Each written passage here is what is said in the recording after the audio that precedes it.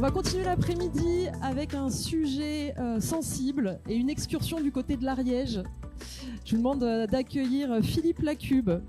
Donc Philippe, vous pouvez l'applaudir, il est éleveur et il est président de la Chambre d'agriculture de l'Ariège. Et avec Philippe, on va parler élevage et prédation. On n'en a pas beaucoup parlé jusqu'à maintenant et pourtant, Dieu sait que c'est un sujet sensible qui touche les éleveurs dans leur cœur de métier et dans leur tripes aussi. Donc vous pouvez rester debout avec moi si vous voulez, comme vous voulez. Avec plaisir.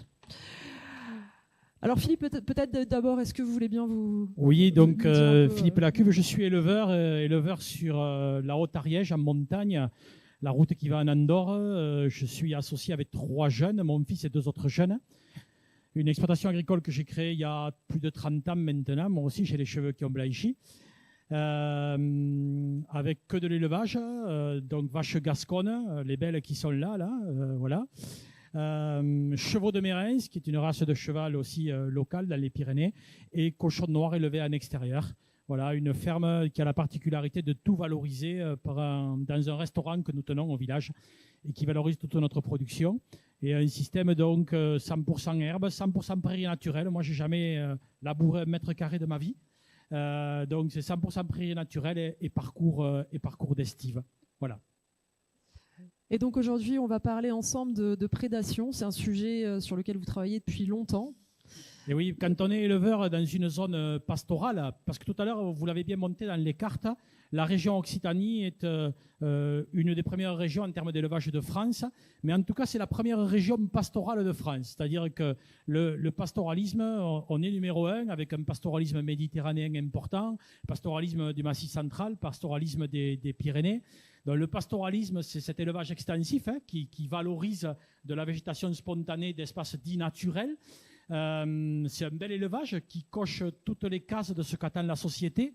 D'ailleurs, c'est l'année mondiale du pastoralisme. Voilà, l'année c'est prochaine. l'année mondiale du pastoralisme, en termes de bien-être animal, en termes de qualité de vie aussi pour un éleveur. C'est beau de faire du pastoralisme. Puis toutes les aménités, comme on le dit, ouverture de paysages, fixation du carbone, l'eau, etc., etc. Donc, un bel élevage. Oui, mais cet élevage, aujourd'hui, pour moi, il a vraiment un grand péril qui pourrait le mener à sa perte, c'est la prédation. Alors, c'est pas facile d'en parler parce que la prédation, aujourd'hui, ce que j'ai envie de dire d'abord globalement, puisque vous m'avez demandé d'avoir un angle d'attaque sur l'environnement, l'aspect environnemental, les conséquences, mais plutôt avec un regard environnemental. Toutes les conséquences. On va parler, des différentes conséquences humaines aussi. Il y a d'abord les conséquences humaines. On peut commencer par ça. On peut commencer par ça. Les conséquences humaines, c'est des gens qu'on met dans le burn-out, c'est des gens qu'on met dans la difficulté, c'est des gens qu'on amène au fond du trou parce que vivre près d'ours, près de loups en permanence, c'est quelque chose qui vous meurtrit quand vous voyez vos bêtes tuées, etc. Ça, je pense que tout le monde le sait, mais quand on est éleveur, on le sait encore plus. C'est pas normal ce qu'on fait à ces gens de ces montagnes. C'est inhumain, c'est pas normal. Et en même temps, on est passé d'un métier qui était beau, d'un métier qui était berger contre le ciel là-haut, à un métier aujourd'hui où on n'a plus tellement envie de le faire. Et ça, je trouve ça catastrophique. Et même au-delà de ça, on méprise toutes les lois les plus élémentaires du travail. Vous savez, par exemple, nos bergers, aujourd'hui, on les fait revivre dans des cabanes de 3 mètres sur 1,50 au fin fond de la montagne. On appelle ça des cabanes d'urgence, parce qu'il en faut partout, parce que le prédateur est partout. Et en fait, on les remet dans des conditions de vie du 19e siècle. Ça serait pour un autre métier, on serait en prison. Parce qu'on bafoue toutes les règles, tous les principes des lois du travail fondamentales. Mais comme si on donne de la prédation, là, tout le monde ferme les yeux. Donc, je pense que le bien-être de l'homme et de la femme dans ces montagnes, dans ces élevages pastoraux par rapport à la prédation, on l'a oublié et c'est grave. Donc le premier impact, vous avez raison, il est d'abord humain, il est d'abord par rapport à ce qu'on fait à ces hommes et à ces femmes. Peut-être quelques données, je ne sais pas si vous avez des chiffres d'évolution, depuis combien de temps. Alors, moi je connais particulièrement un peu plus l'ours, puisque l'Ariège malheureusement on est concerné par l'ours. On a démarré par une population qui était de 0 dans les années 2000. Aujourd'hui, on est, suivant les données, entre 110 et 130 ours dans les Pyrénées. Mais les 110 à 130 ours, 95% sont en Ariège, une centaine sont en Ariège, et je dirais même que dans cette centaine, sont sur une vingtaine de communes du Couserans, donc une concentration extrêmement importante sur une vingtaine de communes, qui met en souffrance ces communes-là. Donc voilà, le premier impact, il est humain.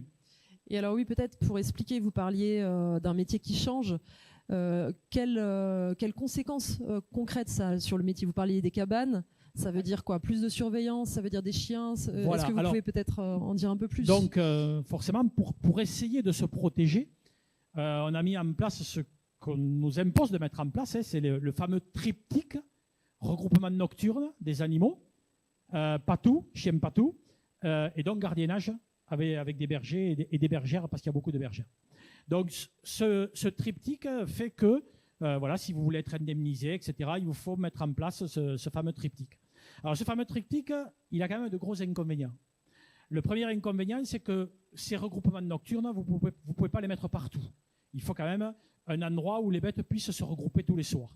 Donc ça veut dire que vous avez tendance à avoir du surpâturage de certaines zones et du sous-pâturage d'autres. On est en train d'abandonner des quartiers entiers de montagne qui sont en train de se salir, qui sont en train de s'embroussailler, parce que vous n'avez pas le temps, depuis la cabane, d'aller trop loin et de les ramener au parc de nuit le soir. Donc un abandon de territoire, avec tout ce que cela veut dire en cascade quand on abandonne un territoire en termes de biodiversité, en termes d'ouverture de milieu, etc., etc. Ces regroupements nocturnes aussi, ils provoquent un regroupement, donc vous mettez 600, 700 brebis tous les soirs autour d'une clôture. Et là, elles vont passer la nuit là, et là, elles défèquent, etc. Donc des concentrations de nitrate absolument extraordinaires. Moi, c'est ce qui me choque le plus. D'un élevage qui était un élevage hyper respectueux de cet environnement, avec ces brebis disséminées, on dit des escabotes en Ariège, des petits lots, un petit lot partout dans la montagne, qui allaient, qui venaient. Ben là, vous regroupez, et en regroupant, vous regroupez les fumiers. Et je me souviens l'été dernier être passé un soir près d'une cabane à 2500 mètres d'altitude, un soir de gros orages, et vous aviez du parc de nuit, des plaques entières de fumier qui étaient parties 100 mètres plus bas, entraînées par les pluies diluviennes de l'orage, sur des milieux humides si chers à mes amis environnementalistes, et elles étaient en train de couvrir ces milieux humides. Je ne vous dis pas si on avait analysé l'eau là et le reste. Mais là, les conséquences de ces mesures-là, pareil. On parle de prédation?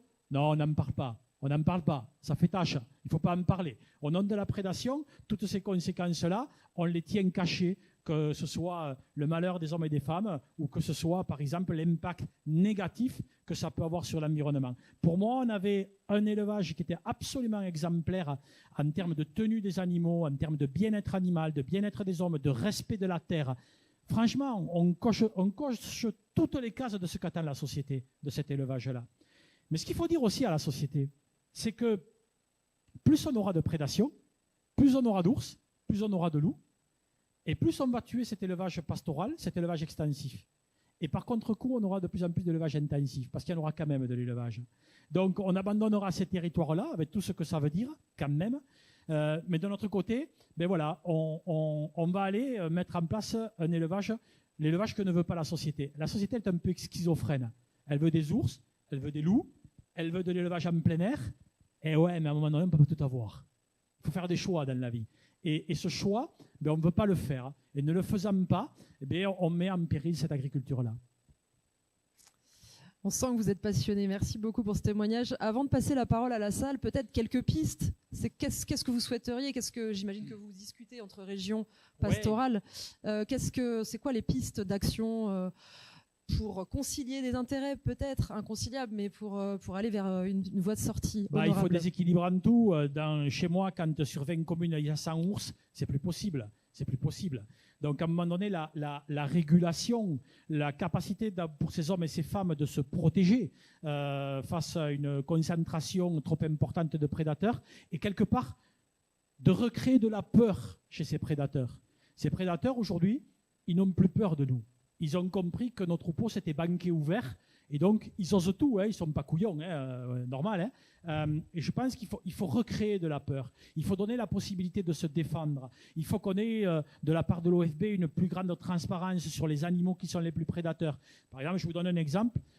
Chaque fois qu'il y a une prédation, donc les agents de l'OFB passent, relèvent des crottes, des poils, etc., etc. Donc, on connaît les ours les plus prédateurs. Et voilà, l'Italie, par exemple, a vu une mesure validée par l'Europe la semaine dernière, le 31 en Italie. Le 31 en Italie, une centaine d'ours comme nous, a une régulation qui est mise en place avec la capacité de tuer 8 ours par an. On nous dit, c'est pas possible de tuer des ours. Ah ouais, les Italiens, ils vont en tuer. Ils en tuent en Roumanie, etc. Eh bien, nous, ce qu'on demande, c'est d'avoir cette capacité, cette transparence pour aller cibler ceux qui sont les plus prédateurs. Il y en a des ours, ils sont tranquilles, ils sont peinards, ils ne font pas de mal à grand monde. Mais il y en a d'autres qui sont extrêmement prédateurs. Alors, essayez de cibler ces ours-là et de réguler sur ces ours-là. En tout cas, il faut nous enlever de la pression. Cette pression, elle n'est pas vivable.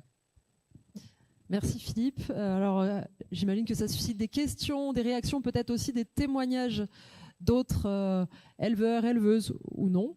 Oui, on vous apporte un micro. Et même la mise en place de pratiques avec des chiens de troupeau, ça n'a rien changé. Parce que si je ne dis pas de bêtises, c'est pris en charge pour une grosse partie par l'État. Ah oui, là, de ce côté-là, l'argent a coulé à flot. Ça commence à se serrer, mais de ce côté-là, je veux dire, c'est une façon de faire passer la pilule, voilà, tout ça. Alors, les chiens de protection, oui, c'est efficace. C'est efficace aussi contre les touristes, d'ailleurs, contre les randonneurs. Mais bon, ça, c'est un autre problème. Mais leur efficacité, elle existe, avec des limites quand même. C'est-à-dire que... quand on me dit 600 brebis ou 700 brebis prédatées dans mon département cette année, plus autant qui disparaissent, 100% aujourd'hui de ces troupeaux-là utilisent des mesures de protection. 100%. Regroupement nocturne, patou, berger. Aujourd'hui, vous allez dans le Couserans, certains connaissent. Moi, je ne connais plus personne qui ne met pas en place ces mesures de protection. Et malgré ça, ça tape. Parce que le prédateur, il s'adapte. Il va taper en plein jour parce qu'il a compris que le jour, maintenant, c'est un peu plus facile. Ou alors les jours de brume, quand on lâche les brebis, parce qu'il faut bien les lâcher à un moment donné. Voilà, donc, à un moment donné, ça ralentit la progression de la prédation. Ça la ralentit, ça ne la stoppe pas. Et puis, il y a une adaptation du prédateur à tout ça. Et ça repart.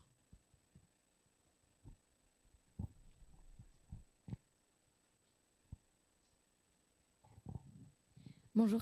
Tout à l'heure, vous avez parlé d'indemnisation, du coup, par rapport au triptyque, donc un lieu pour la nuit, le gardiennage et les chiens de protection. Sans ces trois-là, il n'y a pas d'indemnisation pour les animaux, pour les éleveurs? Alors, il faut avoir des 3 mesures de protection. Si vous avez mis en place ces 2 sur les 3 mesures de protection, vous êtes indemnisé jusqu'à la 3e attaque sans les mesures de protection. À partir de la 3e attaque, si vous n'avez pas pris ces 2 mesures de protection sur 3, vous n'êtes plus indemnisé. Et vous avez déjà essayé des colliers avec des répulsifs, avec des ondes répulsives aux animaux prédateurs? Non, ça c'est pas encore arrivé jusqu'à chez nous. Parce que ça se développe, j'ai vu un petit peu, mais je ne sais pas si contre les ours ça fonctionne. Mais, je ne sais pas. Franchement, je ne sais pas. Non. Ok, merci.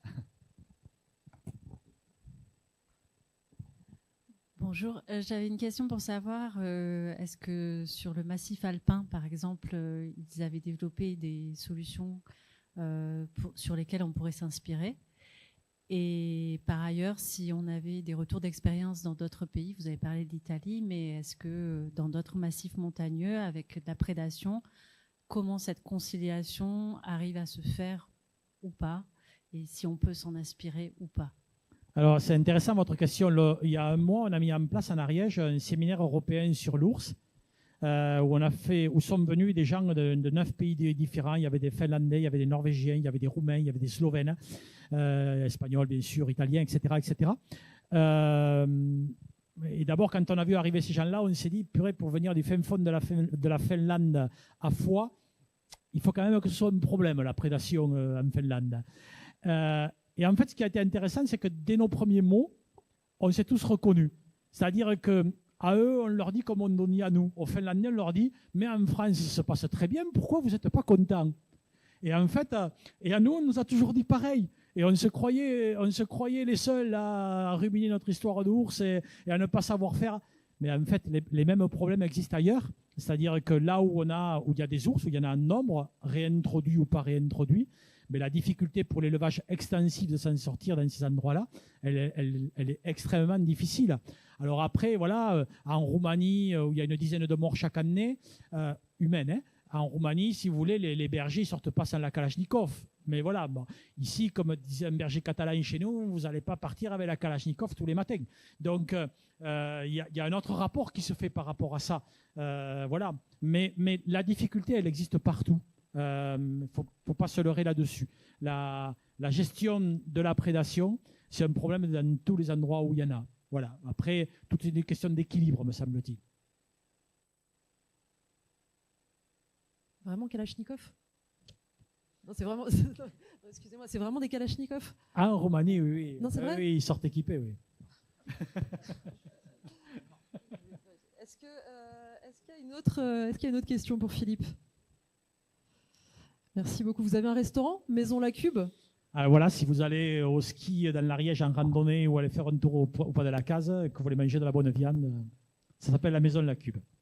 Très bien, merci beaucoup. On peut applaudir Philippe Lacube.